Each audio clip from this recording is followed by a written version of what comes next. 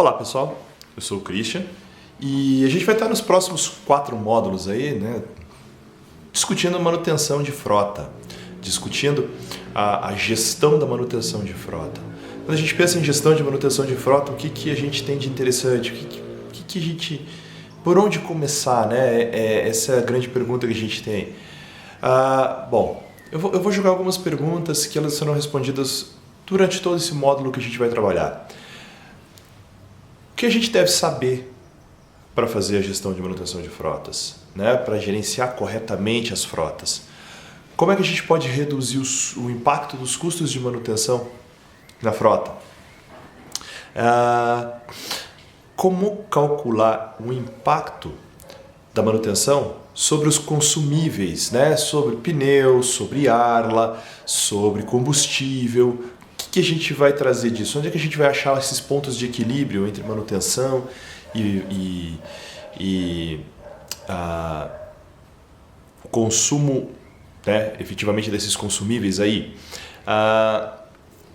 Como é que a gente avalia? Isso é uma coisa bem interessante. Como é que a gente avalia se a gente vai primarizar ou terceirizar a manutenção de uma frota? Essa é uma pergunta que muita gente já teve, que muita gente já se fez. E aí, como é que a gente vai fazer? Terceiriza? Primariza? Então, isso a gente vai trabalhar. A gente vai começar a trabalhar em cima de dados de manutenção de disponibilidade, né?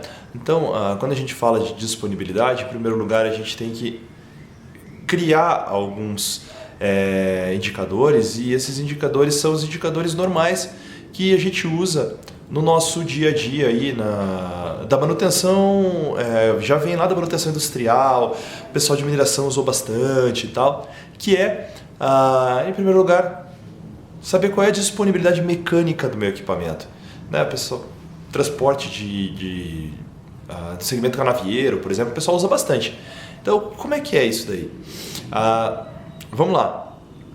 Para isso a gente tem que calcular o MTTR, que é o Mean Time to Repair, ou o tempo médio de reparo. A gente tem que calcular o MTBF, que é o Mean Time Between Failures, ou o tempo médio entre as falhas, né? Como é que a gente vai transformar isso também em indicadores da nossa oficina, né? Não só na disponibilidade mecânica do veículo, mas o que a gente tem que melhorar na oficina, o que a gente tem que melhorar se a oficina for terceirizada. Isso tudo a gente vai discutir, né? A gente sabe que existem veículos que eles são mais adequados para um tipo de operação e outros veículos não são adequados para essas operações. Então, como é que a gente trabalha isso? Né? A gente vai precisar, em primeiro lugar, de dados. A gente precisa levantar os dados e entender se o veículo, caminhão A, é adequado para aquela rota que a gente colocou ele lá, ou se ele é adequado para uma outra rota e não é melhor colocar um outro caminhão que eu tenho naquela rota de cá. Então, isso tudo a gente vai trabalhar, né? E, principalmente, gestão não se faz sem dados, sem fatos, né? Então, a gente precisa de dados, a gente precisa construir os KPIs, a gente precisa entender qual é o padrão de uma oficina, o que uma oficina, o que ela tem que ter, qual é o padrão dela, né? Existe lá, migrando lá da indústria, a gente vem trazendo toda aquela questão lá de Kanban e tal, toda essa questão de organização, de manufatura enxuta, tudo isso se aplica perfeitamente a uma oficina, aquela oficina bagunçada, sem processo, que a gente já está acostumado a ver. Não podemos mais ter isso daí, né? E a gente vai trabalhar um pouquinho com isso também. Essas perguntas iniciais, elas estão ligadas muito ao dia a dia de gestores, mas muitas vezes a gente não tem dados, a gente não tem de onde tirar tudo isso. Então, a gente está acostumado a ser cobrado por custo por quilômetro, né?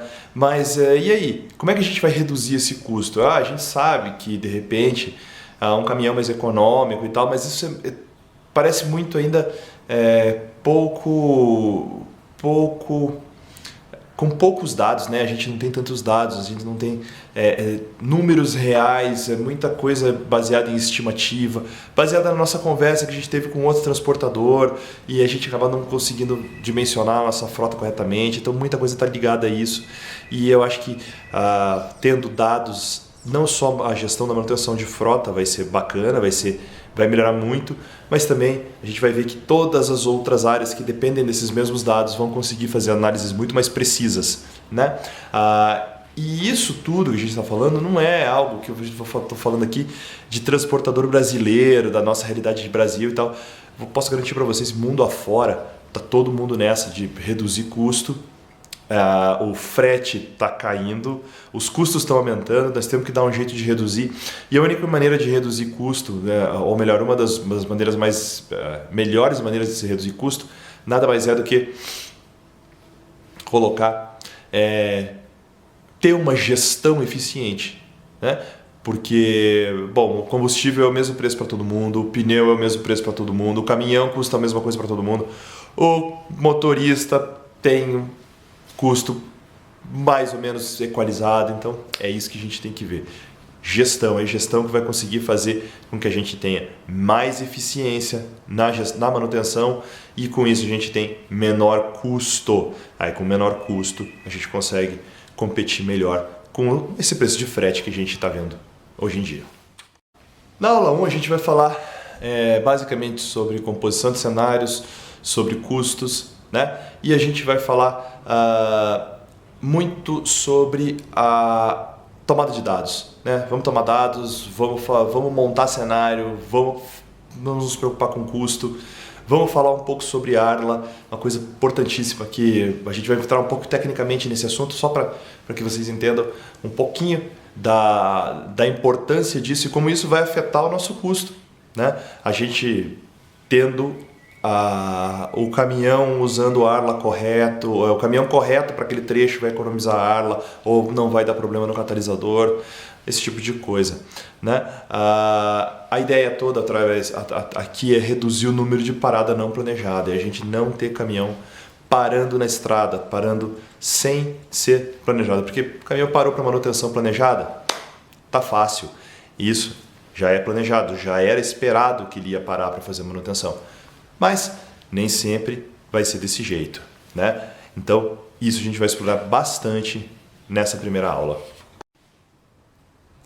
Na aula 2 a gente vai falar sobre a terceirização e a primarização dos serviços, né? Então, na aula 2, a gente vai começar a estudar a terceirização ou primarização com base na complexidade dessa operação, tanto na complexidade de eu terceirizar quanto primarizar. Terceirizar não é uma tarefa fácil também. Muita gente terceiriza esperando que não vá ter dores de cabeça. Não é bem assim. A qualidade, retorno de serviço, o que é isso? O serviço foi executado, o veículo voltou a reapresentar o problema, ou então era uma manutenção corriqueira e foi colocado um defeito no veículo durante a manutenção. O tempo médio entre as falhas, MTBF, Mean Time Between Failures, esse tempo ele deve ser sim observado. Quanto maior o tempo, melhor é a qualidade do serviço prestado e mais tempo eu vou conseguir produzir com o meu caminhão sem me incomodar. O tempo médio para reparação, MTTR, né? O tempo médio de reparo, Mean Time to Repair, mesma coisa. Quanto maior o tempo de reparo, significa que a minha oficina não tem sido eficiente. Eu não estou conseguindo, a minha oficina não está conseguindo atender a demanda de manter o meu caminhão rodando sem onerar demais o meu tempo. E tempo que o caminhão está fora de serviço é dinheiro perdido. A capacidade de atendimento imediato, a rapidez, a velocidade que a gente precisa, né? E os custos disso tudo. Então isso a gente vai falar tudo sobre isso, a gente vai falar na aula número 2.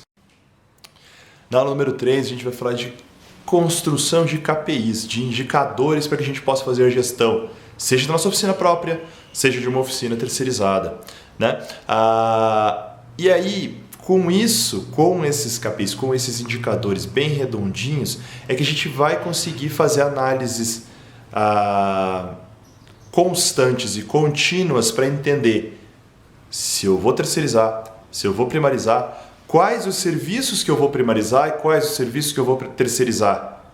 Isso tudo a gente vai ter que isso tudo seguindo um conceito, a gente vai iniciar na aula 3 esse conceito de padronização, né, de oficina. Então a gente vai trabalhar com o conceito de manufatura enxuta dentro das oficinas. Na aula 4 a gente vai discorrer sobre quais são os processos padrão mínimos dentro de uma oficina, né? Eles são os que a gente vai ter de melhores práticas aí no mercado nacional e internacional. O que a gente vai discutir aqui, na verdade, é o como todos deveriam ser, como todas as oficinas deveriam ser. O fato de elas não serem deste jeito não significa que elas não tenham condições de ser. Então, quando a gente entrar nesse ponto, a gente vai ver tanta coisa, tanto conceito que vocês vão se perguntar e vão falar: puxa, mas será que dá para aplicar isso a uma oficina? Dá. Temos experiências nacionais e internacionais de oficinas que estão fazendo isso. E quando eu estou falando internacional, não é só do primeiro mundo, não. Bastante oficina na América Latina já está dentro desse processo. Bastante. Isso obviamente foi um processo que começaram nas concessionárias por conta das fábricas, mas tem bastante oficina independente que já percebeu isso e está entrando nestes moldes, né? Então, e o objetivo que a gente tem aqui é apresentar os requisitos mínimos para qualquer oficina, tá? A partir do momento que você tem, vamos imaginar, 5 oficinas credenciadas, se as 5 estiverem dentro deste padrão, vai ser muito mais fácil para você fazer a gestão dos serviços que estão dentro de cada uma das oficinas. Isso a gente vai discutir também lá na aula 4. Né? Esses requisitos de manufatura enxuta e essa padronização, iniciou lá nos anos 2000, lá quando veio. Bom, veio lá de trás o toyotismo e tal, aquela coisa de Jurano no Japão e tudo mais. Eles trouxeram tudo isso para a indústria, isso se difundiu pela indústria, a indústria automotiva falou: por que não aplicar isso dentro das oficinas?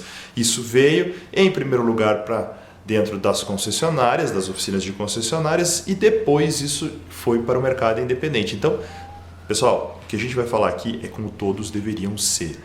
E quem é a única força que consegue mudar o que as oficinas são hoje? É o cliente. Então, se você tem uma empresa, uma oficina terceirizada, você é a única força que vai conseguir mudar a oficina. Então, a sua demanda é que vai conseguir mudar a oficina. Pensem nisso. Caso vocês achem que vocês vão montar uma oficina própria ou um ponto de apoio próprio, todos esses conceitos também se aplicam. E isso é uma coisa bacana, porque eu sei que muitos dos transportadores têm essa questão de ter um ponto de apoio e ter oficinas onde eles terceirizam. Esse ponto de apoio começa do jeito certo, coloca a ordem na casa, vamos deixar tudo do jeito certo. E só então é que a gente consegue sair e cobrar da oficina terceira. Legal? Eu espero que vocês gostem desses quatro módulos em que a gente estará juntos. Vamos interagir bastante através dos fóruns aí do webinar e nos vemos lá. Até mais!